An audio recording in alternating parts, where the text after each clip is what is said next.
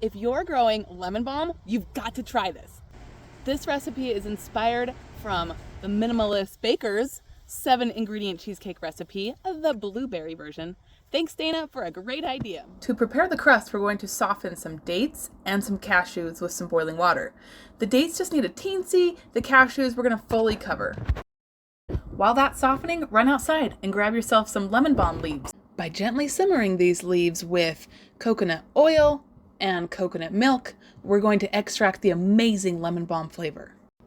Once that reaches a gentle boil, turn off the heat. We don't want to overcook it here.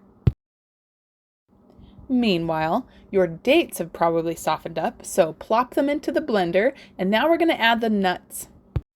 The recipe calls for a cup of walnuts, but I really think it tastes better with some almonds and some flax seeds too. Give all that a roll in your blender and then dump it out into a pie pan. This kind of crust you have to smush into the pan, and this can get really sticky, so I like to spray some oil on my hands to make this go a lot smoother. Voila! Beautiful crust.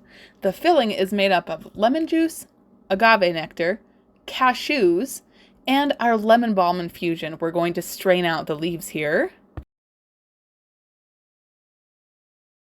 If you want to add lemon or lemon balm extract, this would be the time. Now our vegan cheesecake goes into the freezer. Once it pops out, it's time to decorate.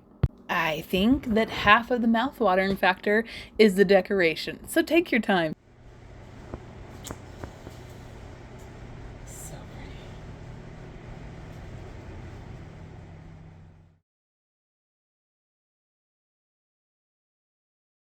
Ah, yeah, that's the good stuff.